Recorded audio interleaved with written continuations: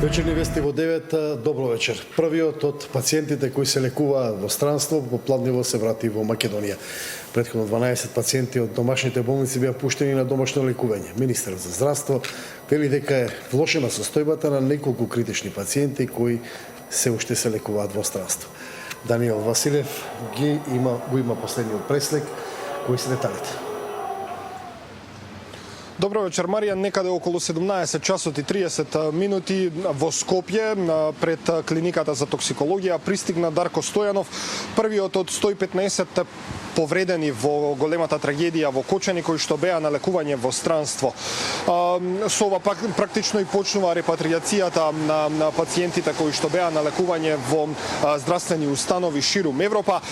Инаку тој беше пречекан од двајцата министри за здравство и за надворешна трговија и надворешни работи, Арбен Таравари, Тимчо Муцунски, како и членови на медицинскиот персонал во клиниката за токсикологија. Во продолжение предлагам да видиме дел од атмосферата за тоа како изгледаше неговото враќање.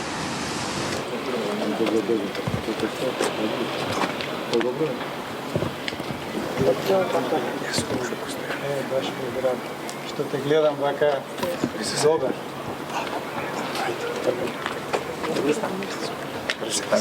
Добре дојде дома.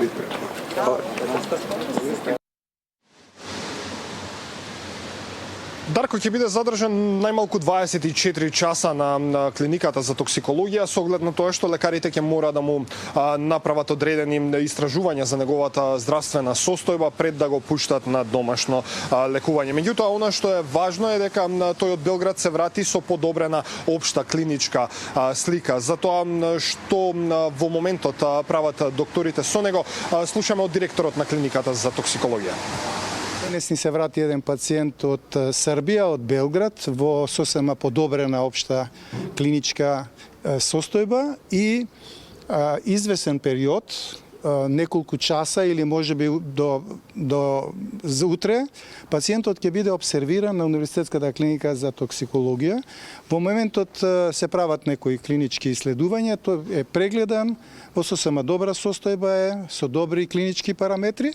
Ќе направиме некои наши исследувања за да бидеме сигурни дека можеме да го пуштиме дома да си оди кај семејството. Протоколите за враќање на пациентите се усвоени.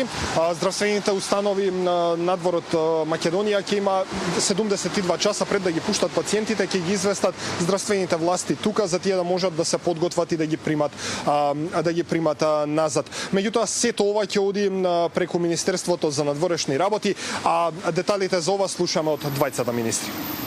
Секој пациент кој што се враќа во земјата, минимум 24 часа ќе биде следен од клиниката кај што ќе биде триажиран. Конкретно пациентот ќе биде на клиниката за токсикологија, потоа докторите тука и конзилиумот на лекари ќе одлучат како понатаму. Дали треба да се испрати во друга клиника, дали треба тука да продолжи со лекување или може да се пушти во домашни услови. Јас се надевам дека идните денови очекуваме и други пациенти да ни се враќаат и посакувам да сите 115 да ни се вратат живи и здрави во Македонија и да продолжат да живеат нормално. Протоколот кој што е подготвен од страна на Министерството за здравство е испратен преку нашите дипломатски конзуларни представништва во болниците каде што се сместени овие пациенти.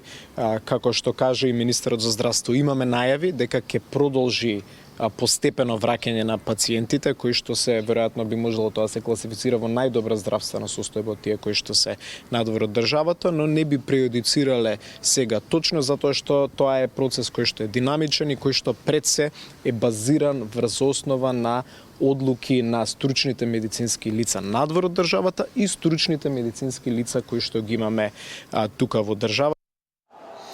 Да, благодарам Даниел Василев со деталите за здравствената состојба на повредените.